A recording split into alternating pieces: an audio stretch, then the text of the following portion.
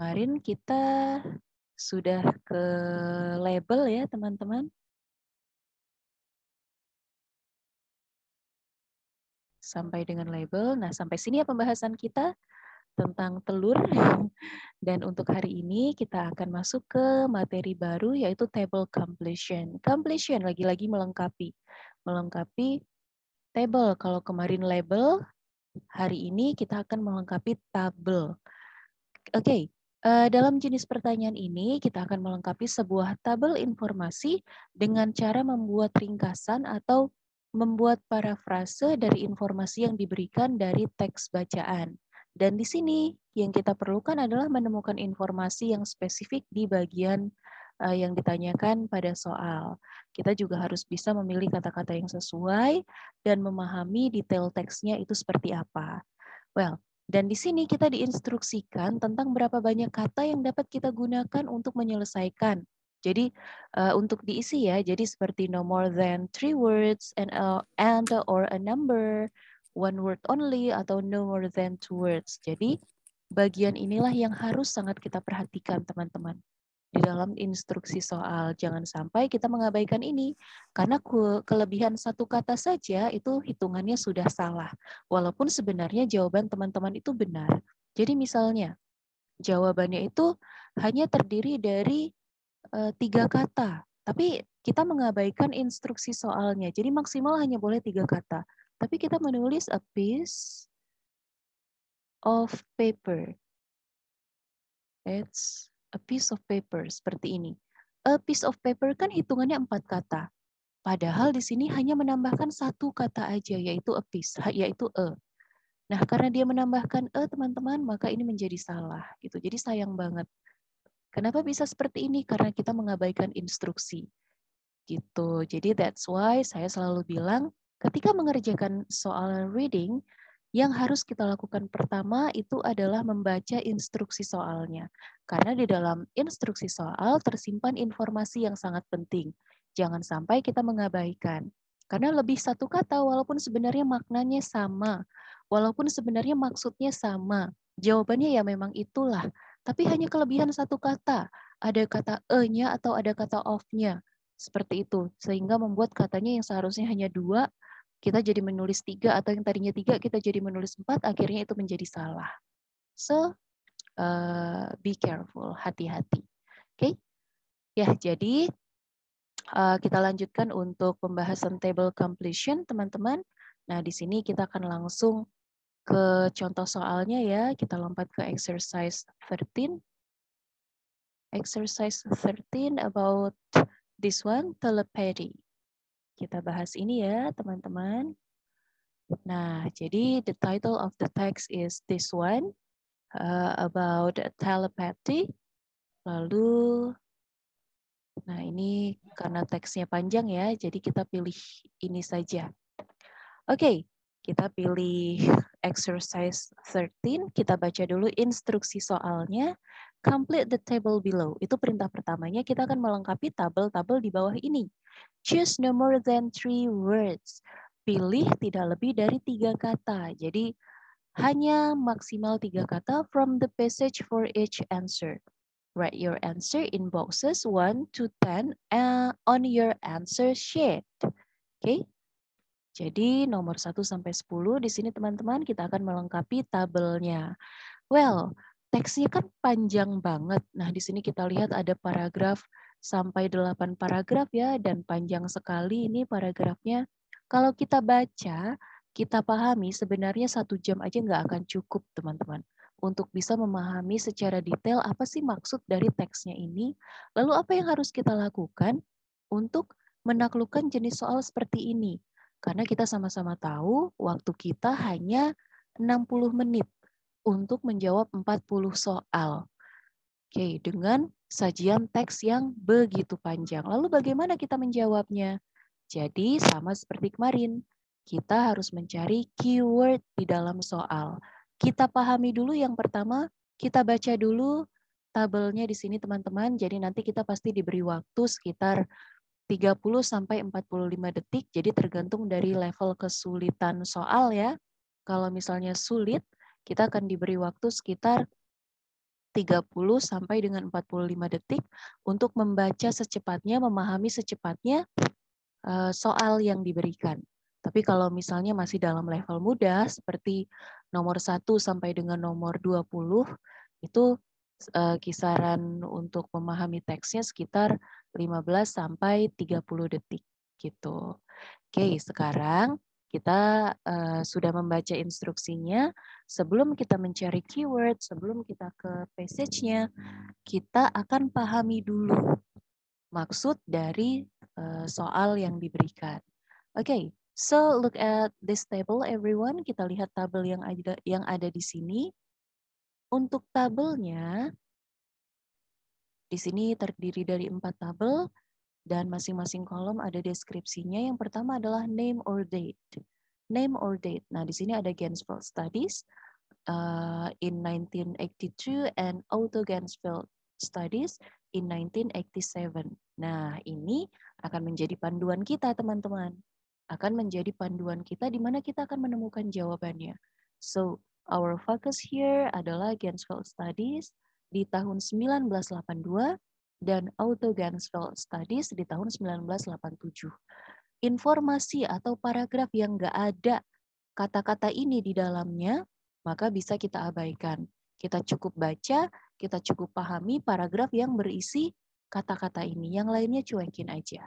Oke, itu hanya distractor. Anggap aja itu sebagai distractor, only distractor. Hanya sebagai hanya sebagai pengecoh kita aja. Oke, and the second column here is the description. Nah, kita sudah mulai masuk ke deskripsi dari Ganzfeld Studies dan juga Otto Ganzfeld Studies. Here, involve a person acting as a blank blank blank who pick out one from a random selection of 4 and blank blank blank who then try to identify it. Nah, jadi di sini ada 3 hal yang harus kita isi berkaitan dengan deskripsi about Ganzfeld Studies in 1982. Description, jadi description itu adalah penggambarannya, penjelasannya. Jadi penjelasan atau penjabaran dari Ganzfeld Studies itu adalah apa. Okay? And then the third column here is result. Jadi result itu adalah hasil dari description-nya ini adalah apa.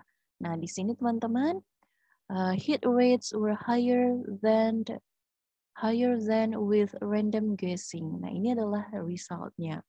Lalu the flow. Nah, flow ini bisa seperti apa ya, kekurangan atau minusnya. Jadi flow-nya di sini, positive result could be produced by factors such as blank blank blank or blank blank blank. Yep, ini soal yang pertama. Sekarang kita akan coba untuk ke baris yang pertama dulu ya teman-teman, which is about Ganzfeld Studies. Nah, kita akan sama-sama mencari Ganzfeld Studies ini ada di paragraf apa? A, B, C sampai H. Di antara ini yang manakah? Paragraf manakah? Di mana kita bisa menemukan Ganzfeld Studies ini? Paragraf C, that's good. Benar sekali Kak Junior. Jadi ada kita bisa menemukannya di paragraf C, paragraf yang ketiga. Ya, paragraf yang keempat atau paragraf yang C. Baik. Sekarang kita lihat di sini keywordnya, teman-teman. Kita cari masing-masing keywordnya. Apa yang bisa menjadi keyword di sini? Involve a person acting. Nah, person acting as a blank blank blank. Involve a person acting as a blank blank blank who pick out one blank blank blank. Berarti kita cari dulu di dalam paragraf C kata person acting. Silakan teman-teman, kata person acting ini ada di baris keberapa dalam paragraf yang C. Person acting. Kita ke atas, ke paragraf C. Person acting ada di baris keempat. 1, 2, 3, 4. Oke, this one. Ini dia. Oke, person acting. Jadi kita akan baca kalimat yang berisi keywordnya. Kita baca dari titik ke titik. Ya, kita baca sampai sini. Let's read it together, everybody.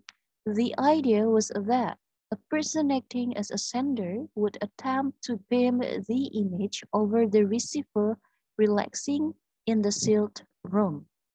So, di dalam soal involve a person acting as a. Jadi, melibatkan tindakan seseorang sebagai apa nih teman-teman?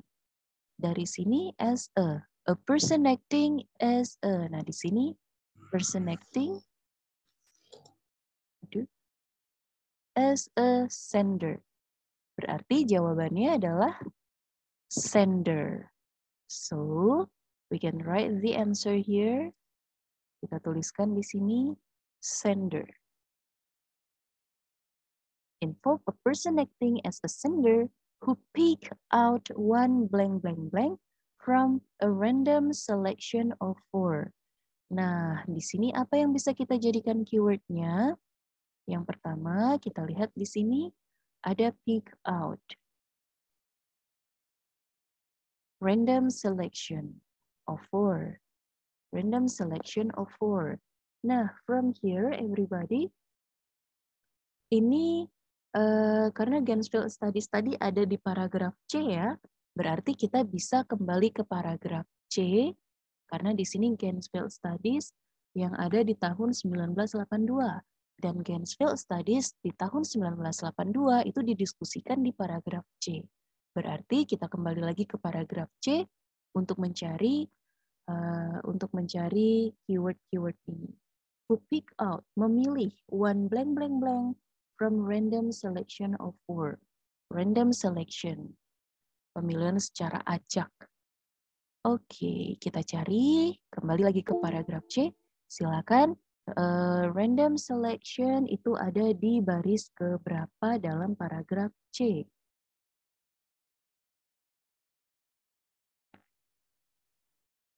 Oke, silakan teman-teman. Baris keempat. 1, 2, 3, 4. Oke, this one. Kita ganti warna supaya nggak bingung. Chosen from a random selection of 4. So, kita akan baca dari batas titik ke titik.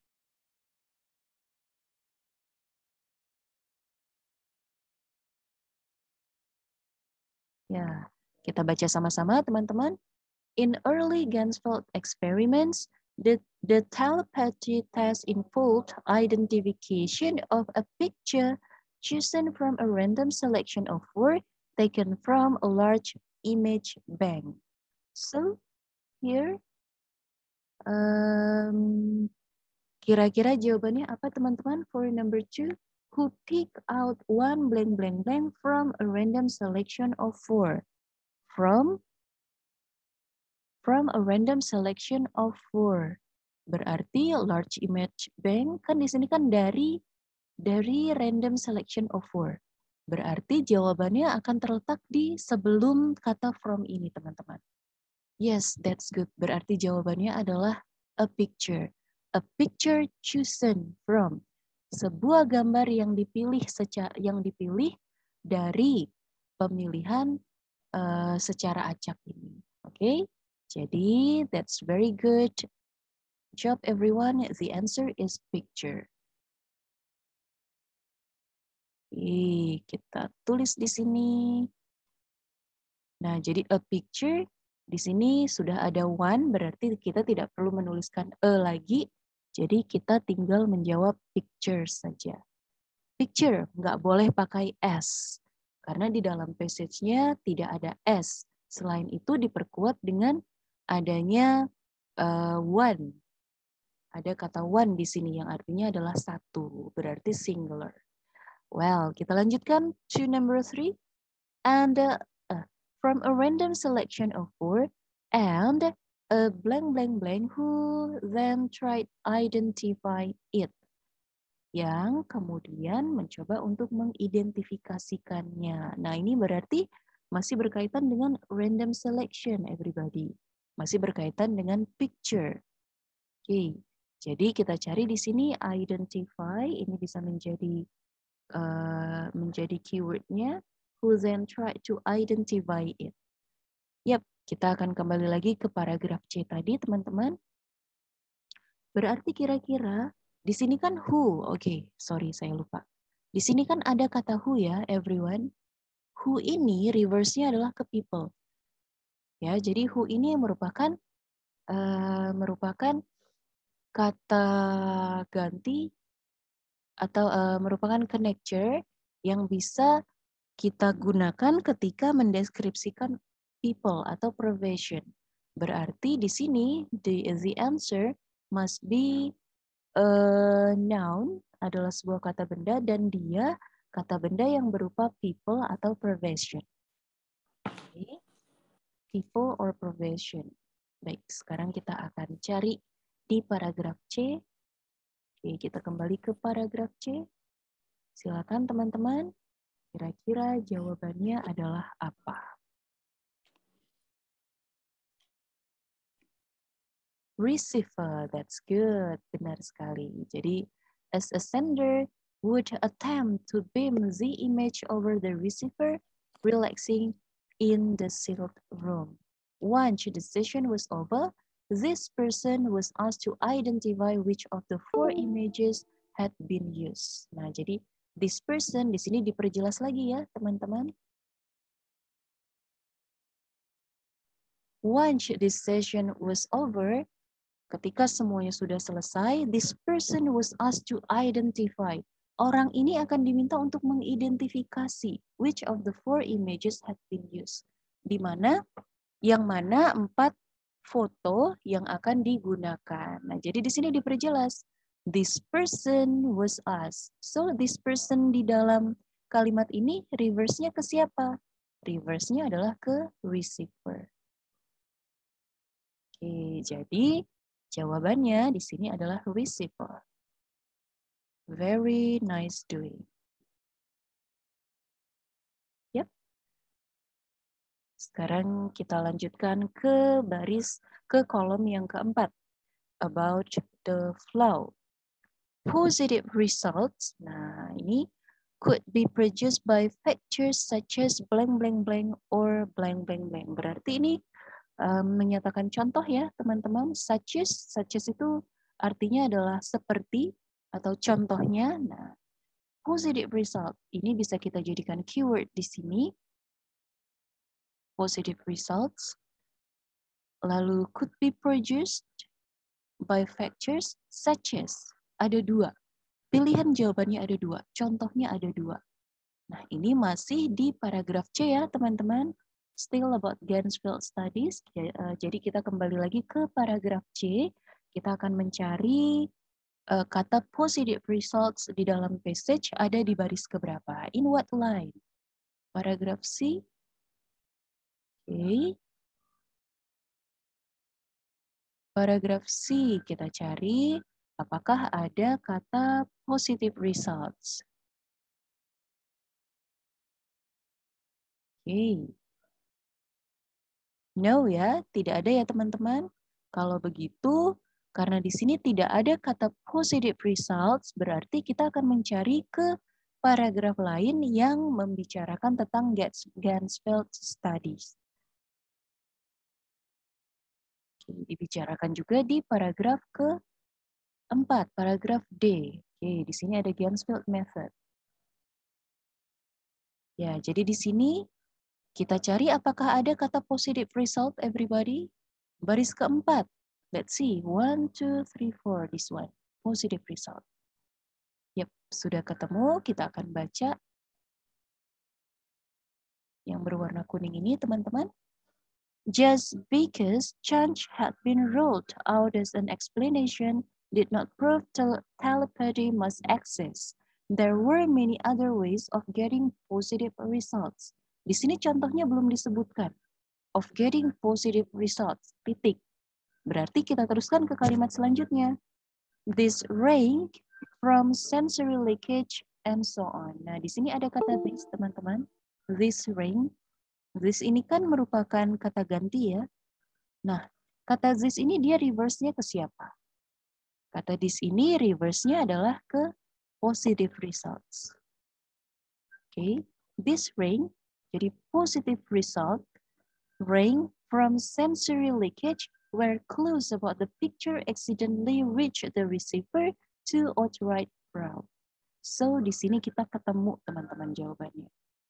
So from here, kira-kira jawabannya apa nih everyone? Kita sudah langsung ketemu jawaban nomor 4 dan 5.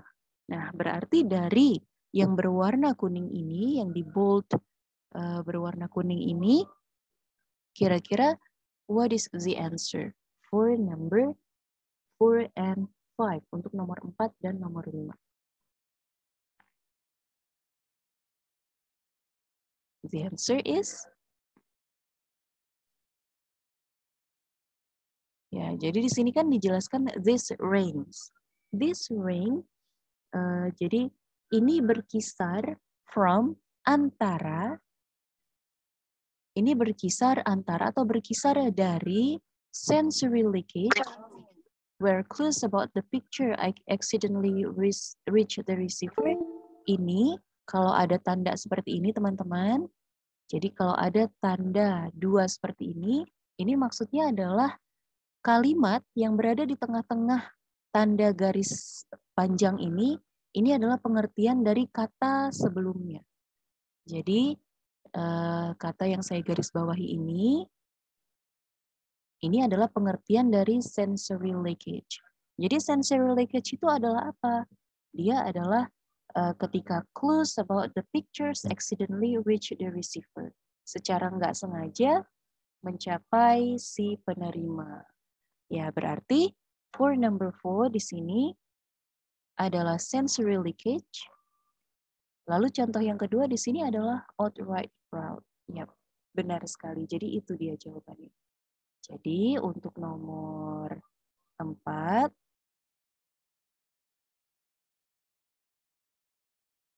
ini dia nomor 4 jawabannya adalah sensory leakage.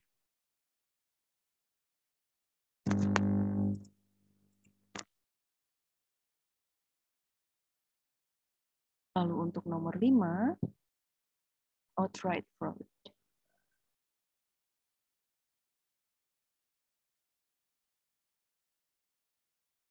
Oke, kita sudah ketemu dengan jawaban untuk baris yang pertama. Sekarang kita akan ke baris yang kedua. Oke, outright fraud itu artinya adalah kalau outright itu kan langsung. Fraud itu kalau fraudnya itu kan penipuan. Nah, kalau kita bahasakan di sini bisa seperti apa ya, penipuan langsung. Jadi seperti kalau misalnya sebuah gambar, sebuah foto itu ada sebenarnya bukan efek penipuan ya, tapi ada efek yang membuat kita membuat foto itu menjadi lebih baik. Nah, jadi seperti itu, membuat foto itu menjadi seperti direkayasa. Nah, jadi outright fraud itu maksudnya adalah seperti itu. Oke. Baik, sekarang kita akan lanjutkan ke Otto Ganzfeld studies, everybody. Nah, sekarang for these words about Otto Ganzfeld studies in 1987, di tahun 1987, ini bisa kita temukan di paragraf keberapa atau paragraf bagian yang mana? A, B, C, D, E, F, G, H, I, J, K, H. Ada di mana nih teman-teman tentang Otto Ganzfeld studies? Bisa kembali ke modulnya, ke passage-nya, that's good. Ada di paragraf E. Ya, jadi paragraf E di sini membahas tentang Otto Ganzfeld studies. Di tahun 1987.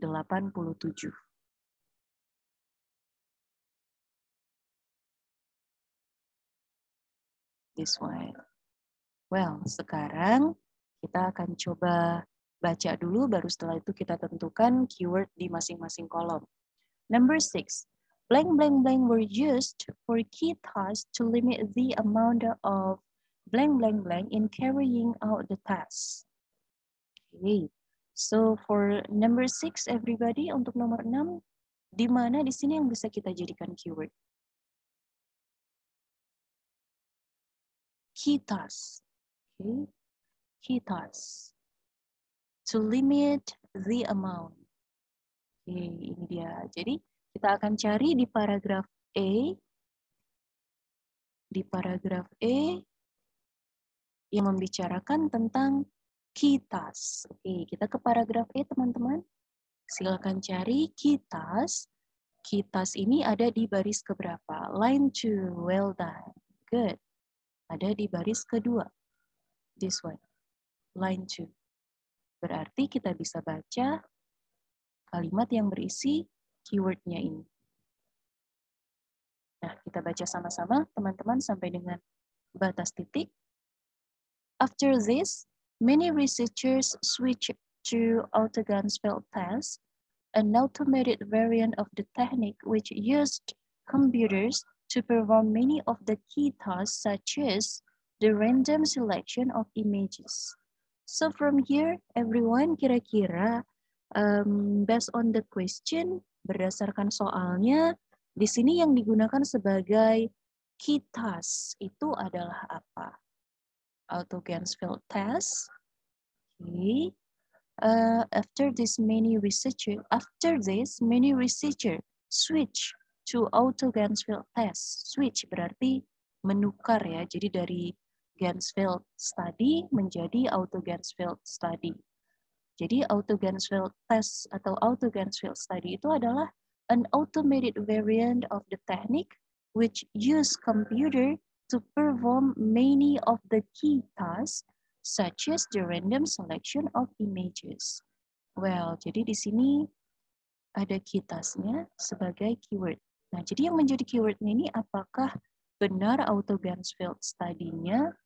Nah, jadi Auto-Gansfeld study-nya ini kan dia adalah sebuah teknik, variasi teknik lain. Jadi sebelumnya menggunakan Gansfeld study, sekarang di tahun 1987 itu menggunakan Auto-Gansfeld study. Jadi teknik yang otomatis, yang lebih otomatis dibandingkan pada tahun 1982.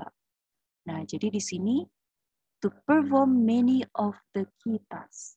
To perform many of the key tasks which use the technique which use. Jadi di sini ada kata use, teman-teman. Di dalam soal juga ada kata use. Use to perform many of the key tasks. Nah, berarti di sini yang digunakan sebagai key task-nya itu adalah computers.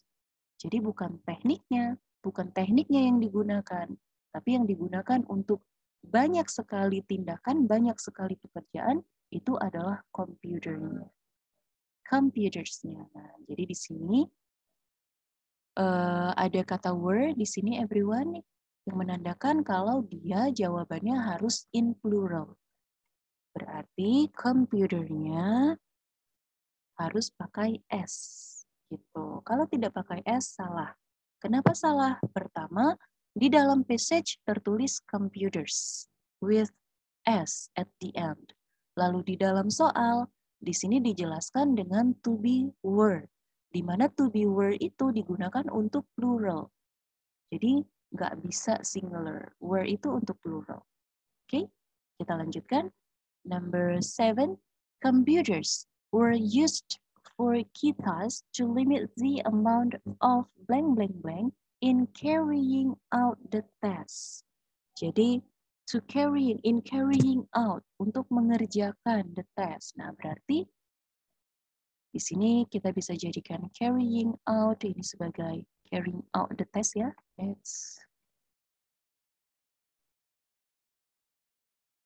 carrying out the task ini sebagai keywordnya. Sekarang kita akan cari di dalam passage. Nah, masih berkaitan dengan komputer tadi dan masih di paragraf A. Silahkan kita cari. Kira-kira kita bisa menemukannya di baris keberapa?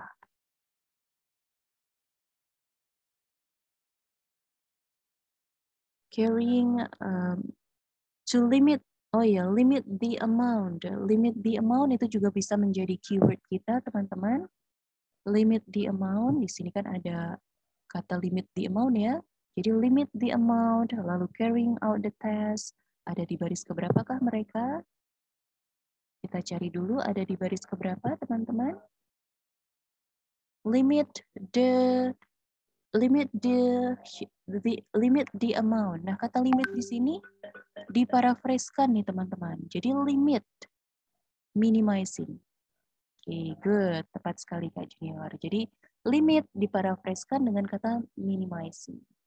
Oke, berarti limit the amount of human involvement. That's good. Jadi limit the amount of human involvement diparafraskan dengan by minimizing human involvement. Nah, kita sudah ketemu jawabannya. Jadi keywordnya tadi di sini minimizing.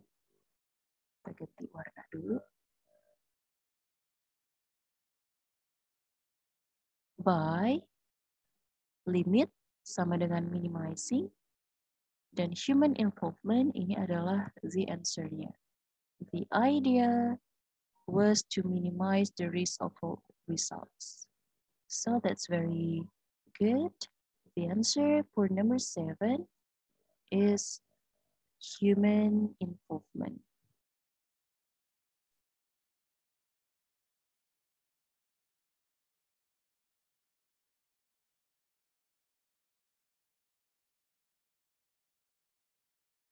Yep.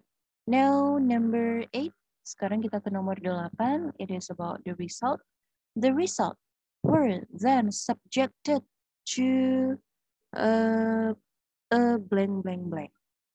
To ada di sini berarti jawabannya should be in singular.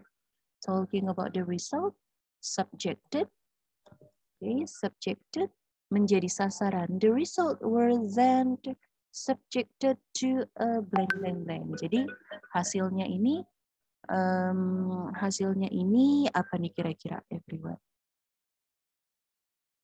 Kita ke passage-nya dulu, masih di paragraf E ya, masih paragraf E. Talking about the result, ada di baris keberapa ini teman-teman tentang result? Nah, ada di sini. Result. Jadi kita bisa baca di sini sampai dengan batas titik. Nah, jadi ini namanya skimming ya teman-teman. Jadi ini namanya skimming. Sekarang kita lakukan scanning.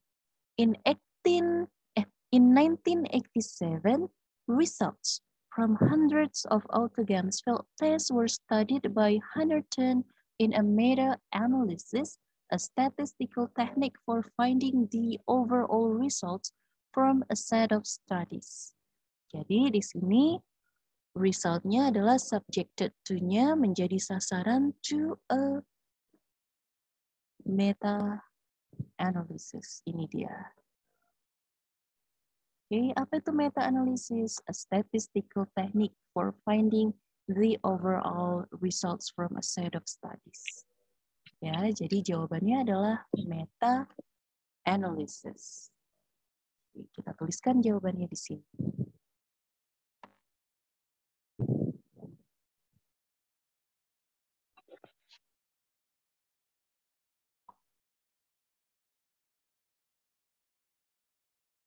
Oke, sekarang kita ke number 9, about the flow. The blank blank blank between different test results was put down to the fact that sample groups were not blank blank blank. Nah, jadi the-nya ini adalah apa? Kalau ada the, berarti jawabannya must be in noun. Pasti kata benda atau noun phrase. Between different test result. Berarti ini bisa kita jadikan keywordnya. Different test result was put down to the fact. Put down to the fact that sample groups. Oke, jadi masih di antara paragraf A, teman-teman. Kita akan mencari tentang different results, different test results. Kita cari paragraf A. Oh, ini paragraf E-nya sudah habis ya, berarti karena di sepanjang paragraf E ini nggak ada pembahasan tentang different results ya, berarti kita bisa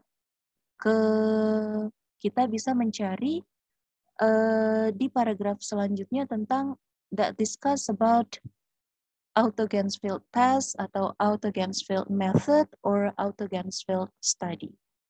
So, ada di paragraf keberapa nih teman-teman? Masih tersisa beberapa paragraf di bawahnya. Talking about Auto-Ganzfeld studies. Paragraf F, apakah masih membahas tentang Auto-Ganzfeld studies? Oh ya, satu hal lagi, saya lupa. As with most Ganzfeld studies. Nah, ini juga kita jangan mengabaikan ini. Ada in the bracket, ada di dalam kurung, yang menandakan ini juga bagian yang penting. As with most Ganzfeld studies, seperti kebanyakan Ganzfeld studies. Nah, jadi di sini perbandingannya masih berkaitan dengan Ganzfeld studies. Itu artinya kita akan mencari paragrafnya selain membicarakan tentang Auto-Ganzfeld studies, itu juga membahas tentang Ganzfeld studies. Gitu. Karena di dalam soal di sini dijelaskan juga. Seperti kebanyakan Ganzfeld studies. Studi Ganzfeld. Yap. Sekarang kita ke teksnya lagi, ada di paragraf F. Yes, that's good. Benar sekali. Jadi ada di paragraf F. Jadi paragraf F ini merupakan lanjutan about Auto-Ganzfeld studies yang juga membahas Ganzfeld studies. Oke. Baik, kalau begitu talking about the different test result. Ini ada di baris keberapa? Baris ke-4. Baik, kita lihat di sini.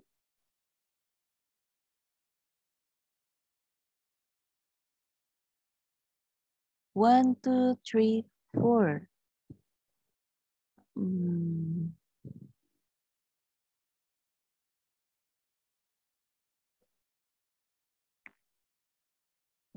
Oke, di sini ada kata between, teman-teman, di dalam soal. Ini kan ada kata between ya. The difference, the blank, blank, blank, between different test result, and so on. Nah, kita kembali ke atas lagi. Oke, different, this one. Between. Yet, some parapsychologists remain disturbed by the lack of consistency between individual Ganzfeld studies. Oke, jadi with most Ganzfeld studies. Ya, jadi di sini kan ada between-nya nih, ada kata between sebagai keyword-nya. Jadi kita bisa coba mencari jawabannya di sini. Yet, some parapsychologists remain disturbed by the lack of consistency between individual Ganzfeld studies. So from here, the answer is individual Ganzfeld studies between individual di antara studi Ganzfeld individu. Oke, kita ke soal lagi, teman-teman. Kita coba pahami ya. The blank blank blank between different test result di antara hasil tes yang berbeda was put down to the fact that sample groups were not blank blank blank as with most Ganzfeld studies. Jadi consistency. Yap, jawabannya adalah lack of consistency. Ini dia. Jadi by, di sini kan ada kata by, teman-teman. Disturbed by the lack of consistency. Jadi ini kita tuliskan dulu ke bawah, the lack of consistency. D-nya sudah ada, jadi kita cukup tuliskan lack of consistency, karena jawabannya kan maksimal 3 ya, jadi kita bisa menuliskan ketiganya di sini.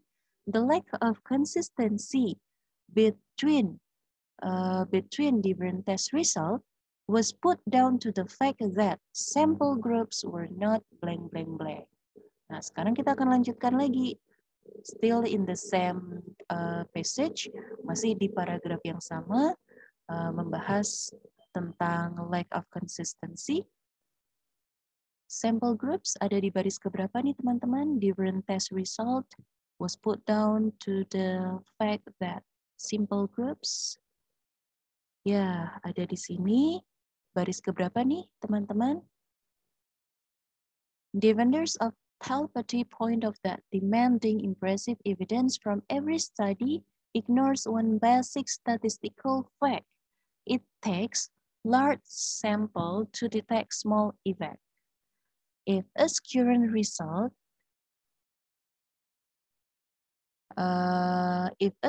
result suggests telepathy produces hit rates only marginally above 25% expected by chance, it's unlikely to be detected by a typical Ganzfeld study involving around 40 people.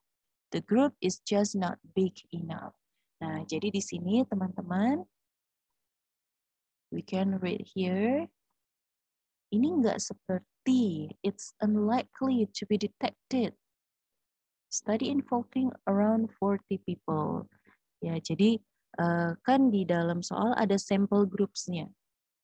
Jadi study involving 40 people. Jadi 40 people ini adalah the group-nya. Groups of study-nya. Jadi 40 people-nya ini, sampel groups-nya ini ternyata it is just not big enough. Nah, jadi just not big enough. Nah, jadi jawabannya adalah this one. Oke. Big enough. Nah, di sini kan sudah ada note-nya. Jadi note-nya nggak usah kita tuliskan lagi. Sehingga sisanya yang kita tuliskan. Big enough. So that's it. Yep. Jadi ini dia teman-teman. Jadi setiap kata yang ada itu harus kita perhatikan. Seperti kata not di dalam teks itu ada not-nya. Jadi sebenarnya kita itu sudah banyak sekali kata-kata yang bisa mengantarkan kita ke jawaban yang tepat. Tinggal kita lengkapin aja. Terus seperti tadi ada who. Who ini kan reverse-nya ke person, ke people, ke profession. Jadi dari sini kita tuh sebenarnya sudah di-guide nih, sudah dianterin. Oh, jawabannya itu must be ini loh. Jadi tinggal kita pilih saja. Oke? Baik, teman-teman. Sekarang kita akan lanjutkan ya. Oke, kita lanjutkan ke bagian yang kedua. Di sini yaitu tentang identifying yes, no, or not given questions. Nah, ini saya sampaikan kemarin tentang true, false, and not given. Seringkali ini membingungkan kita. Bukan yes-nya yang membingungkan, tapi antara no dan juga not given. Gitu. Jadi, yes ketika soalnya itu dijelaskan atau terstated secara langsung atau sesuai dengan fakta yang ada di dalam passage. No ketika kontra informasinya. Dan not given itu ketika informasinya mungkin ada, tapi tidak dijelaskan secara detail. Atau benar-benar tidak ada. Gitu. Jadi, perbedaan antara no dan not given itu sama seperti false dan not given. Jadi, no ketika informasinya itu ada, tapi kontra. Not given itu ketika informasinya ada, tapi tidak dijelaskan secara detail kebenaran atau ketidakbenarannya. Atau ketika informasinya itu benar-benar tidak dijelaskan di dalam passage.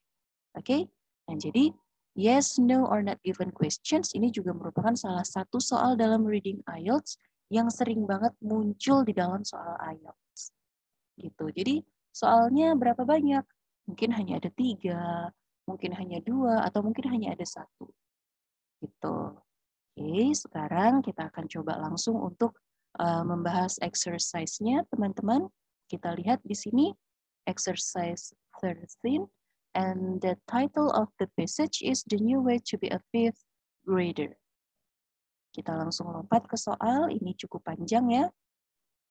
Kita lompat ke soal, question number 1 to number 5. Read the instruction first. Do the following statements agree with the claims of the writer in the reading passage? In boxes 1 to 5 on your answer sheet, write yes if the statement agrees with the claims of the writer. No if the statement contradicts to the claims of the writer. And not given if it is impossible to say what the writer thinks about this. Oke, sekarang kita lihat di sini soal-soalnya teman-teman. Number 1,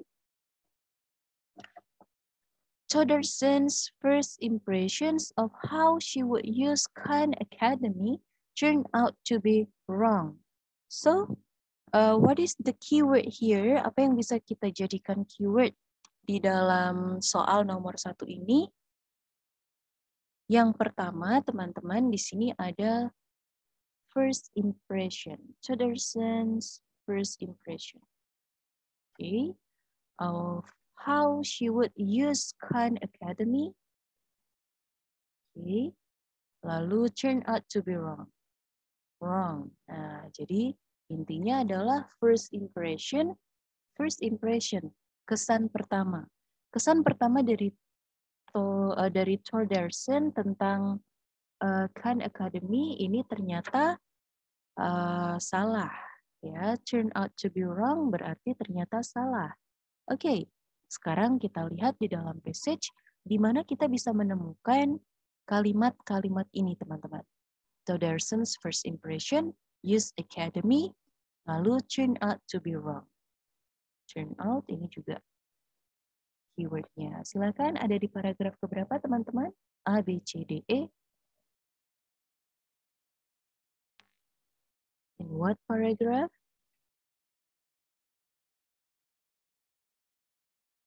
A, B. Oke, that's good. Benar sekali. Jadi, ada di paragraf B, di sini ada Todderson, thought. Jadi ada thought, ada initially. Initially, pada awalnya. Pada awalnya Todderson thought. Pada awalnya Todderson berpikir. Jadi first impression-nya diparafraskan dengan kata initially dan juga thought. Khan Academy, oh ya, saya lupa. Jadi kita warnai dulu. So we just need focus on here. Initially, Todderson thought Khan Academy would merely be helpful supplement to her normal instruction. Pada awalnya, Todderson berpikir kalau Khan Academy itu hanya akan menjadi suplemen yang membantu untuk instruksi normalnya. Dan selanjutnya di sini teman-teman dilanjutkan dengan kata but. Okay. But, nah ini menunjukkan sesuatu yang kontra dengan statement sebelumnya. But it quickly became far more than that. Tapi ternyata secara cepat ini menjadi jauh dari apa yang difikirkan. Nah, dari sini kita bisa simpulkan bahwa ternyata kesan pertama dari Todderson tentang Khan Academy turn out to be wrong itu ternyata benar. Jadi jawabannya adalah yes. Okay, well done. And now number 2. Khan wished to completely change the way courses are taught in schools. Khan, talking about Khan, wished to completely change. Ya, jadi sama seperti nomor 1 teman-teman. Jadi untuk keywordnya itu bisa juga dalam bentuk paraphrase. Ya, jadi di sini completely change way courses taught in school. Jadi membicarakan tentang harapan Khan itu berharap untuk mengubah, completely change, untuk benar-benar mengubah, 100% mengubah the way courses.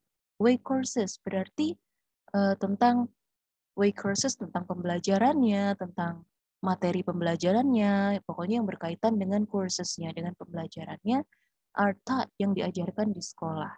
So in what paragraph everybody? Di paragraf D, talking about Khan wished. Yeah, that's good. Okay, intended. Nah, ini dia. Wished. But here, never intended. Nggak pernah berarti. Berarti kan itu nggak pernah berharap atau berpikiran to overhaul. Overhaul ini sama seperti change. The school curricula ini sama seperti way courses. And he doesn't have a consistent, comprehensive plan for doing so.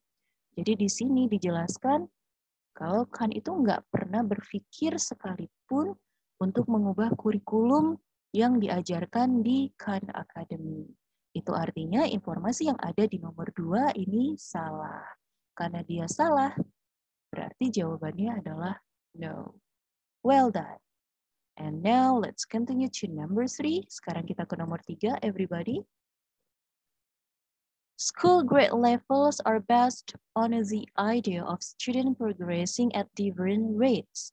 School grade levels based on the idea student progressing at different rates. Berarti tingkat sekolahnya itu berdasarkan gagasan yang dilihat dari progres siswa, dari kemajuan siswa di tingkat yang berbeda. Ya, jadi intinya adalah ini. Sekarang kita akan mencari tentang school grade levels, lalu gagasan tentang progress student, tentang progres siswa di tingkat yang berbeda. Oke, ada di paragraf keberapa teman-teman? Tentang progres siswa atau tentang, tentang apa tadi?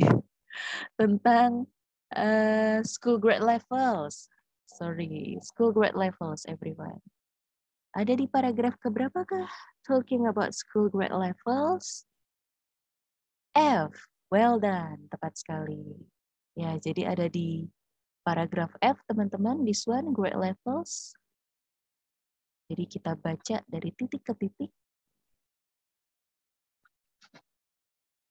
The very concept of grade levels implies groups of students moving along together at an even pace. Nah, berarti di sini dijelaskan nih teman-teman, kalau konsep, kalau the very concept of grade levels, kalau konsep dari level kelasnya, tingkat kelasnya itu implies atau menyiratkan kelompok siswa itu bergerak bersama dengan kecepatan yang sama. Bergerak bersama dengan kecepatan yang sama. Berarti nggak ada different level di sini. Tidak ada different rates di sini karena mereka bergerak sama dengan kecepatan yang sama. Gitu. Jadi nggak ada perbedaan di sini. Itu artinya number 3 is incorrect atau no. Oke, karena kontra ya. Informasinya kalau di dalam passage itu movingnya sama, kalau di sini di dalam soal progresnya itu berbeda. Jadi karena kontra sehingga jawabannya no. Oke, good job everybody. Baik, sekarang kita lanjutkan ke soal yang keempat. Some principals have invited Khan into their schools to address students. Some principals, this is the keyword, invited Khan into their school to address students. Jadi, principals, beberapa kepala sekolah, mengundang Khan ke sekolahnya untuk berbicara kepada siswa. Jadi to address ini maksudnya bukan untuk address seperti alamat, seperti mengirim, bukan seperti itu ya teman-teman. Jadi to address ini bisa seperti berbicara, mendekati, atau mengantar, atau memanggil, and so on. Nah, dalam konsep kalimat ini, to address students, ini lebih tepat kalau kita translatekan dengan berbicara kepada siswa. Jadi, beberapa kepala sekolah itu mengundangkan ke sekolahnya untuk berbicara kepada siswa. So, based on the passage, kita bisa menemukan kata-kata principal invited Khan address students ini ada di paragraf keberapa. Talking about principals, G. Okay, that's good. In what line nih teman-teman? Aduh, baris keberapa nih? Talking about principles. Principle, oh this one. Oke, kalau gitu kita baca dari batas titik ke titik selanjutnya. Oke, aduh sebentar teman-teman. Yuk kita lanjutkan. Gede banget ya ringtone-nya. Oke, kita lanjutkan teman-teman. Reformers today by and large believe student success should be carefully tested with teachers and principals receiving better pay if their student advance more quickly. So from here kita nggak menemukan informasi kalau kepala sekolah itu mengundang Khan untuk berbicara dengan siswa. Di paragraf di baris ini nggak ada. Untuk memastikan kita baca kalimat selanjutnya. In essence, Khan doesn't want to change the way institution teach. He wants to change how people learn, whether they are in a private school or a public school, or for that matter, whether they are students or an adult trying to self-educate in Ohio, Brazil, Russia, or India. Nah, berarti from here, the information is not given. Yes, that's good. Jadi jawabannya adalah not given. Ya, sebentar ya teman-teman. Untuk nomor 5 silakan dicari. Sebentar, saya tinggal sekitar 1 menit saja.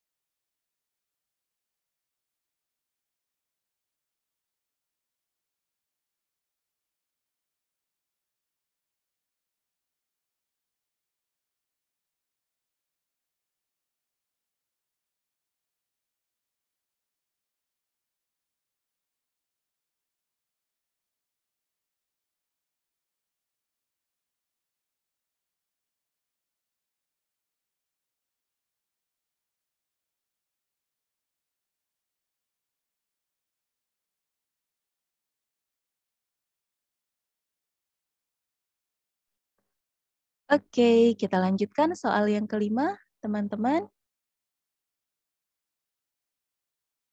Khan has given advice to other people involved in startup projects. So the keyword here is are, Khan, and then given advice to other people, startup projects. Yeah, talking about these words, Khan advise other people, startup projects, ini bisa kita temukan di paragraf G. That's good. Paragraf G. Nah, ini ada startup.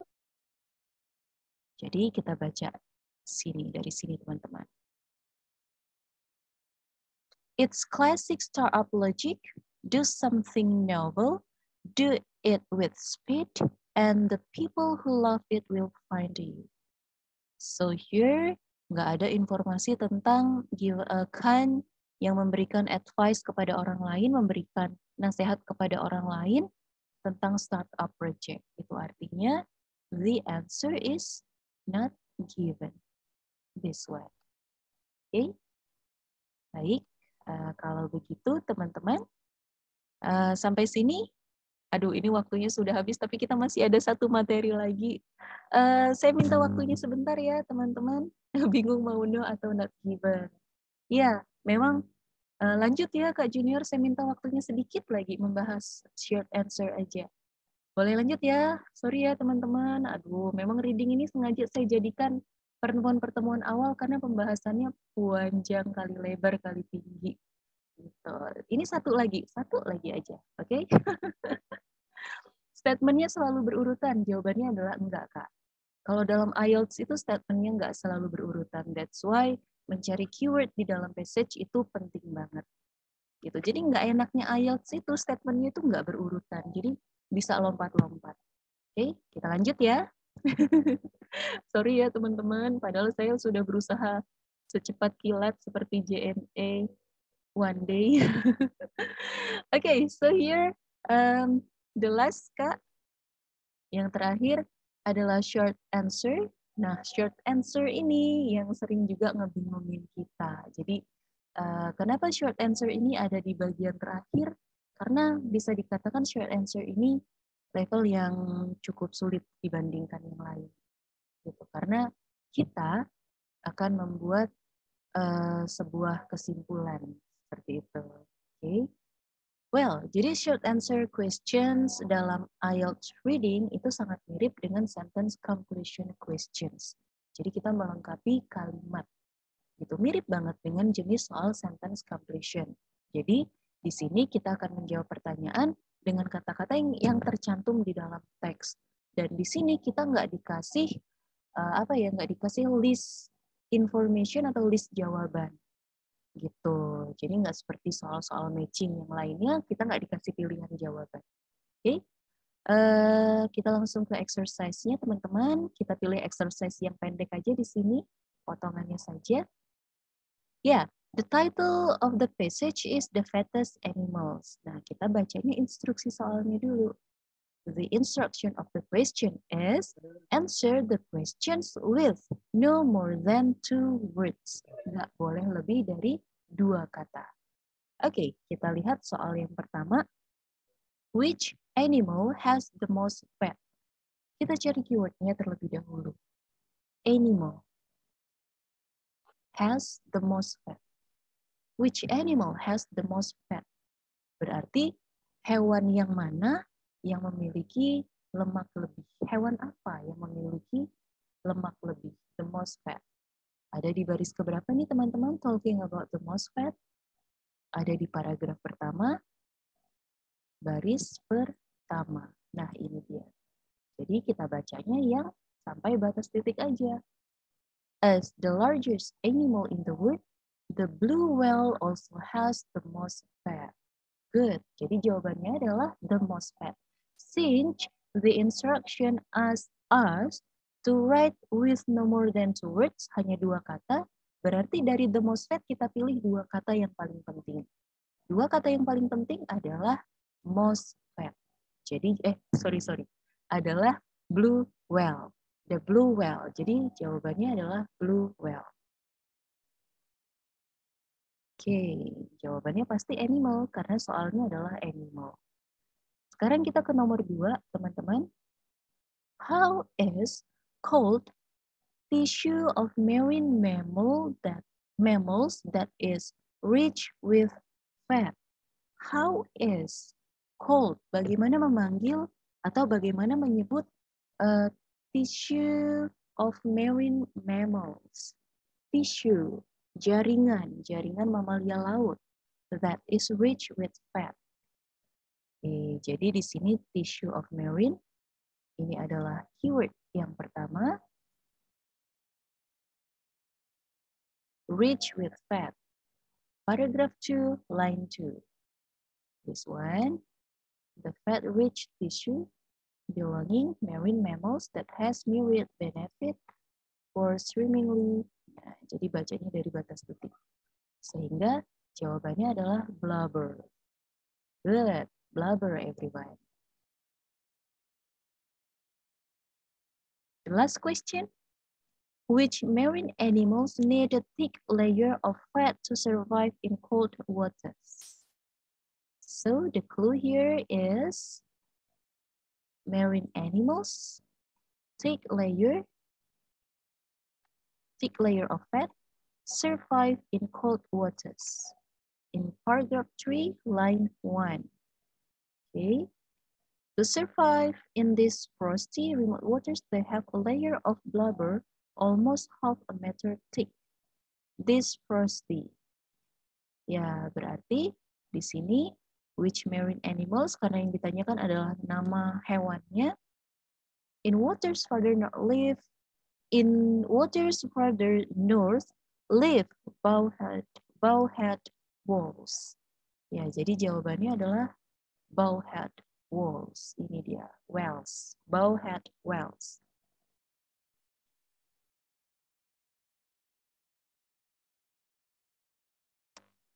Okay, with S or without S, with SK. Karena di sini kan which marine animals.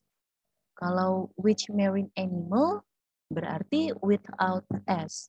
Tapi karena di sini which marine animals, maka with S at the end. Apalagi di sini di dalam passage-nya ini ada S-nya. Bowhead whales-nya. Jadi harus pakai S ya, teman-teman. Kalau nggak pakai S, berarti salah. Penggunaan huruf kapital ngaruh nggak ya? Nggak. Jadi penggunaan huruf kapital itu nggak ngaruh.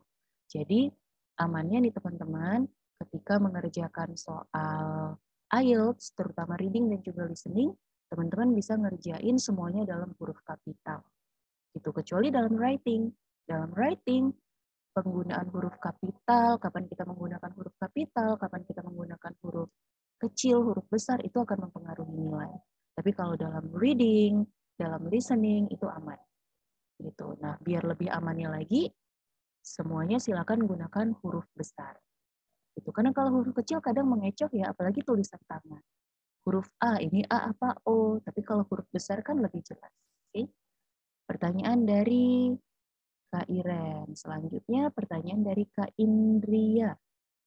Berarti untuk reading, jenis pertanyaan apa saja yang pasti berurutan dengan urutan paragrafnya supaya menghemat waktu ketika mengerjakan tes. Nah, di sini teman-teman, untuk jenis pertanyaannya, yang pasti soal pilihan ganda A, B, C, D, yang pilihannya seperti itu berurutan. Tapi untuk yang lainnya, itu sebenarnya unpredictable. Kita nggak bisa memprediksi jenis soal yang seperti apa. Dan nanti kita itu pasti nggak akan kepikiran, aduh ini jawabannya berurutan atau enggak ya, aduh ini jenis soalnya jenis soal apa nih. Itu ketika real testnya teman-teman, itu pasti nggak akan kepikiran seperti itu. Jadi daripada nanti kita menghabiskan waktu untuk berpikir, oh ini adalah jenis soal short answer, berarti jawabannya pasti berurutan. Oh ini adalah jenis soal sentence completion, berarti pasti jawabannya itu secara acak atau random, pasti ngejam nih jawabannya. Gitu. Jadi daripada kita menghabiskan waktu seperti itu, langsung aja teman-teman cari keyword. Gitu, cari keyword. Melakukan skimming itu nggak lama. Gitu. Jadi skimming itu teman-teman nggak mesti dilakukan dari depan ke belakang. Jadi teman-teman bisa menggunakan pensilnya untuk mencari dari depan ke belakang. Jadi misalnya di sini yang dicari adalah kata record breaking. Kata record breaking, everyone. Kita cari secara sekilas record breaking dari depan ke belakang ke depan ke belakang lagi, sampai kita ketemu kata record breaking. Dan itu tidak akan memakan waktu lama. Gitu, karena skimming itu sebenarnya tanpa kita baca ya, tanpa kita baca secara detail, kita pasti bisa menemukan kata yang dimaksud. Gitu. Jadi depan ke belakang bukan boleh. Depan ke belakang ke depan itu kita lakukan. Dan boleh dicoret-coret, teman-teman. Gitu. Mau dicoret-coret, mau digambar-gambar, itu silahkan. Gitu. Karena itu sudah menjadi hak teman-teman semua. Tapi itu kalau TBT. Masalahnya IELTS ini ada juga yang CBT, teman-teman. Jadi ada yang berbasis paper, kertas dan pensil, ada juga yang berbasis komputer. Tidak enaknya kalau pakai komputer kita nggak bisa coret-coret, itu dia. Itu nggak enaknya. Tapi kalau paper itu boleh. Kalau CBT boleh pakai note? Tidak boleh. Jadi CBT itu kita nggak boleh pakai note. Kita tuh cuma bawa identity card aja. Bahkan alat tulis pun kita nggak bawa. Tuh, nanti untuk menuliskan writing-nya itu pun nanti dikasih kertas sama pennya itu dikasih oleh pengawas. Ya, jadi seperti itu. Bahkan ada pengawas juga yang nggak memperkenankan kita memakai jam. Yep. Jadi seperti itu teman-teman. Baik, sampai di sini. Apakah ada lagi yang ingin ditanyakan? Any question, everybody? Sejauh ini sudah. Oke, mudah-mudahan. Untuk besok bagaimana? Terlambat ya, Kak? Ya, jadi untuk besok, teman-teman, di sini kan ada latihan ya. Ada latihan di halaman 33. Di sini ada reading test, ada 3 passage, soal nomor 1 sampai dengan soal nomor 40. Ini nanti teman-teman tolong dikerjakan sebisanya, semampunya dikerjakan. Sementara dijawab dulu di sini, teman-teman, nanti di Google Classroom akan saya berikan lembar jawaban reading IELTS-nya, jadi tinggal menyalin jawaban. Nanti akan saya beritahu band teman-teman berapa, dan diusahakan sekali dikerjakan sebelum pertemuan kita besok. Supaya teman-teman bisa tahu bandnya berapa. Karena kalau sudah terlalu mepet, pasti nanti nggak ada waktu untuk mengoreksi. Jadi, di pertemuan kita tinggal membahas. Teman-teman sudah membaca, sudah mengerjakan. Jadi untuk menghemat waktu, kita tinggal membahas. Ya, tinggal seperti itu. Oke, jadi sudah tahu nih prediksinya. Iya, timer mandiri ya teman-teman untuk mengerjakan soal-soal ini. Silakan gunakan timer mandiri dalam waktu 1 jam itu kira-kira bisa mengerjakan berapa banyak. Dan di sini ada 3 passage teman-teman. Dari 3 passage ini, passage pertama upayakan teman-teman hanya menggunakan 15 menit. Passage kedua, teman-teman menggunakan 20 menit. Dan passage ketiga, teman-teman upayakan 25 menit. Nah, coba di timer seperti ini ya. Ini adalah alokasi waktu, manajemen waktu yang bisa teman-teman gunakan dalam mengerjakan reading IELTS. Oke? Ya, jadi nanti tunggu lembar jawabannya di-upload di Google Classroom. Jadi sementara bisa dicoret-coret dulu di soalnya. Ya, seperti itu ya, Kak Iren, Kak Junior, lalu semuanya. Ya, jadi I think that's it everyone for our discussion in this evening. Ini terima kasih banyak untuk your very nice participation. Terima kasih sekali lagi. Ini karena waktunya juga sudah lewat sekali, mohon maaf sekali teman-teman. Berarti kita sudah harus mengakhiri pertemuan kita. Jadi sudah waktunya teman-teman untuk beristirahat. Mungkin ada juga yang ingin melanjutkan ibadah Ramadannya. Dimaafkan kok aman. Terima kasih Kak Junior. Baik kalau begitu teman-teman, selamat malam semuanya, selamat istirahat, dan selamat melanjutkan ibadah Ramadannya. Saya lupa stop record.